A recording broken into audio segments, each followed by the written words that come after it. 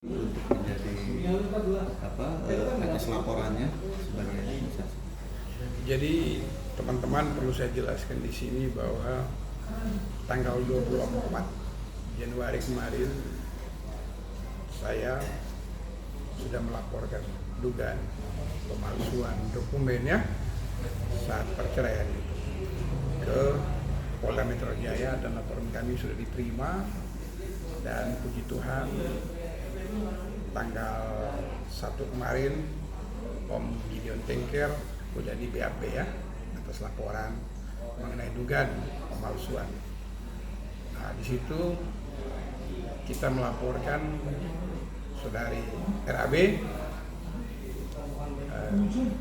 dan anak-anak. Kenapa anak-anak itu masuk di laporan? Karena dua anak dari Om Gideon dan RAB yang membawa surat tersebut pada tahun 2021 dengan mengiming-iming terhadap Om Gideon Tengker untuk menandatangani. Sayangnya dan itu yang membuat Om Gideon kecewa, di tanda tangan tahun 2021, namun surat tersebut yang seperti itu bunyinya atau isinya sangat mirip dengan putusan Pengadilan Jakarta Pusat, putusan perceraian, bahwa di situ dikatakan bahwa Om Gideon sudah bersepakat yang seperti apa, pertanyaan kami, ya kan? Bersepakat tentu adanya pertemuan. Saya berulang kali menanyakan kepada klien kami, Om Gideon Tengker, bahwa Om, apa benar sebelum perceraian itu ada pertemuan? Di situ Om Gideon katakan bahwa tidak pernah terjadi pertemuan, tidak pernah ada pertemuan. Anak-anak itu datang ke rumah saya di Bogor sini pada tahun 2021. Makanya dalam pemikiran saya, dalam ingatan saya, dalam otak saya diceraikan oleh Rita itu tahun 2021. Setelah itu saya mencari tahu informasi ke Pengadilan Negeri Jakarta Pusat, dan di Pengadilan Negeri Jakarta Pusat baru kami mendapatkan informasi bahwa nama Gideon Tengker dan Rita Amelia Beta itu sudah bercerai dari tahun 2017. Dan itu saya melaporkan kepada Om Gideon bahwa Om, perceraian itu tahun 2017. Terkejut, tersontak, bukan main kagetnya Om Gideon. Lama beliau menatap wajah saya sambil matanya sembab. Beliau katakan kepada saya bahwa kok tega banget Rita dan anak-anak. Kenapa saya dibuat seperti ini? Saya kan masih orang tua mereka. Dan mereka datang kepada saya 2021 itu, mereka udah bawa surat, udah ada materai, udah ditempel semua. Saya cuma diminta tanda tangan doang. Tapi sebelum saya tanda tangan, itu saya diiming-imingin sama siapa? Sama Nagita. Nagita katakan bahwa Bapak kan selama ini minta harta untuk dibagi. Kalau Bapak mau harta dibagi, ya Bapak tanda tangan ini. Kalau Bapak tanda tangan ini nanti bawa ke persidangan. Nah, dari situ nanti Bapak akan terima hak-hak Bapak yang seperti Bapak minta selama ini. Nanti Mama beri. Kata Mama seperti itu. Nah, akhirnya Om Gideon karena dibujuk rayu, diiming-imingin, akhirnya Om Gideon bersedia membubui tanda tangan tersebut. Setelah tanda tangan, Om Gideon panggil anak-anak di rumah untuk fotokopi.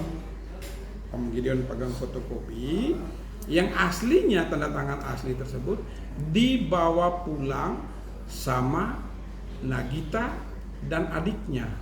Itu keterangan dari Om Gideon Tengker terhadap saya.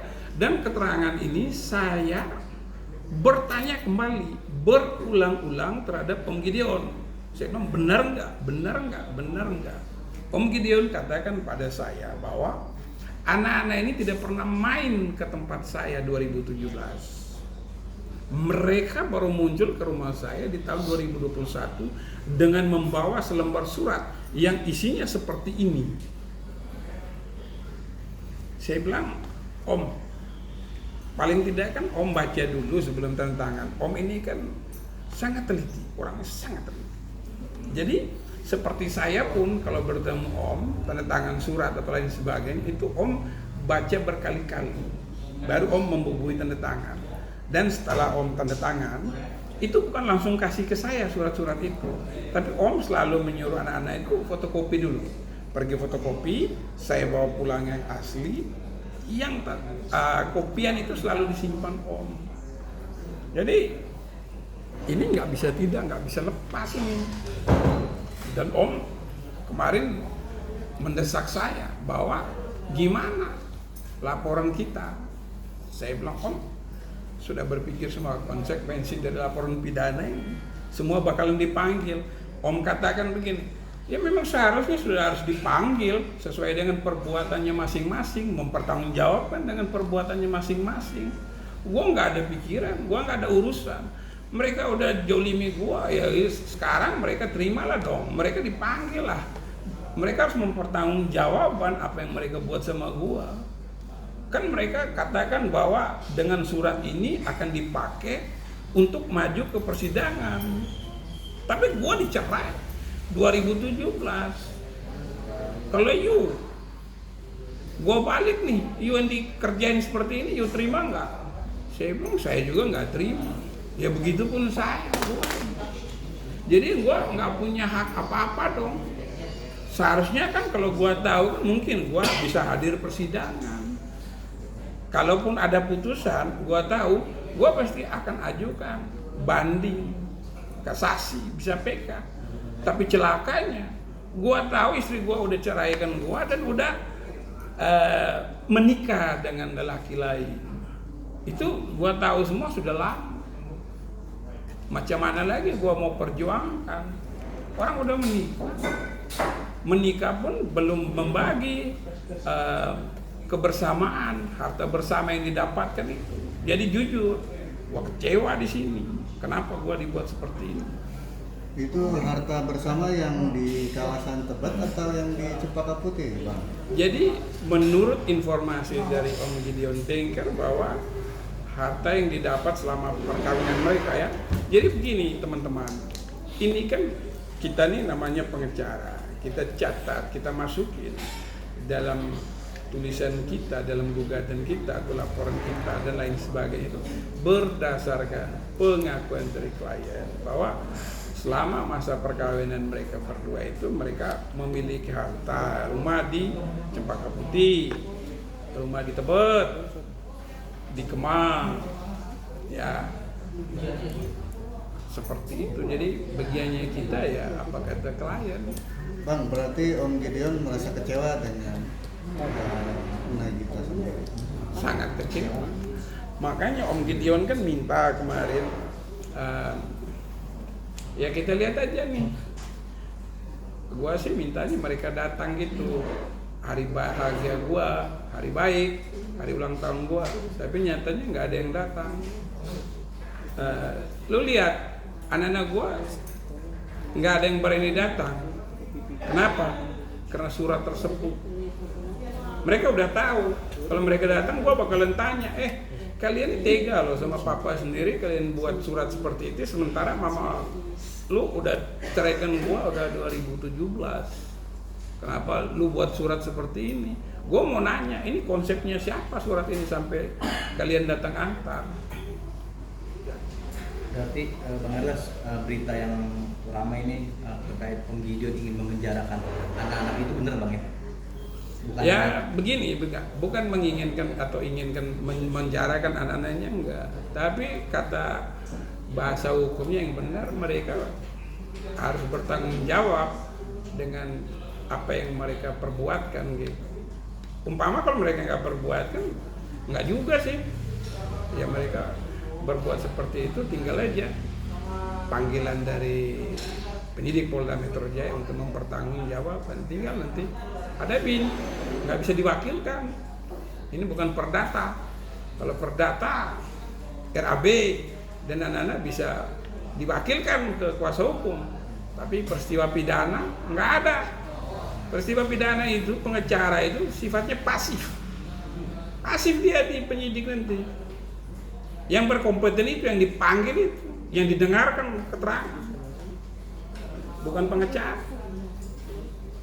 Jadi ini biar teman-teman tahu.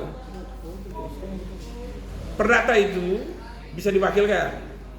Panggil berkali-kali nggak mau datang nggak apa-apa. Yang penting putus, kasih kuasa ke lawyer atau tim hukum, pengacara.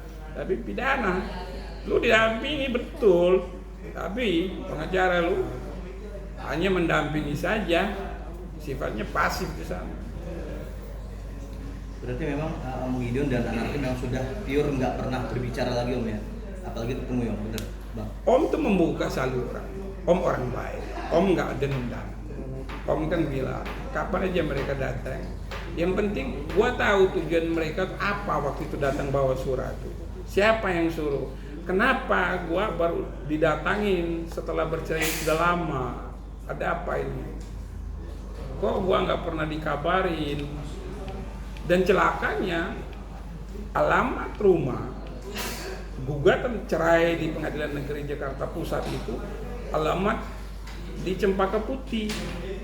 Sementara mereka tuh tahu semua kalau Om Gideon Tengker beralamat, bertempat tinggal di Kabupaten Bogor, kawasan Puncak. Mereka tahu bapaknya mereka punya KTP itu Bogor.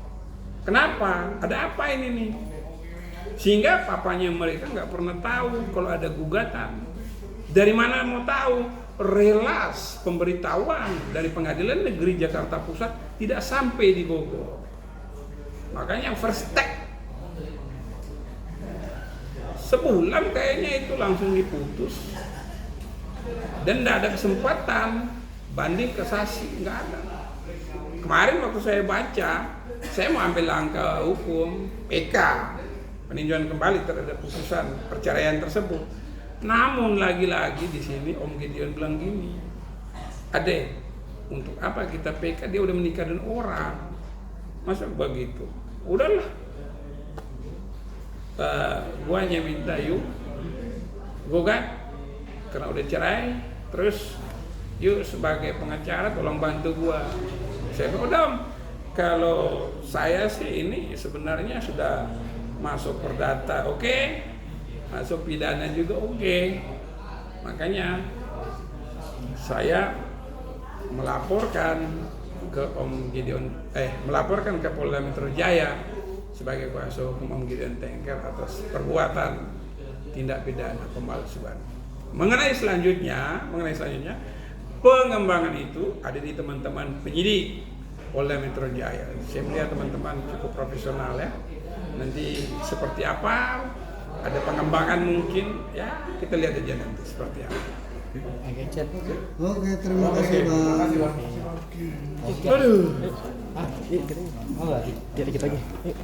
Silat ya.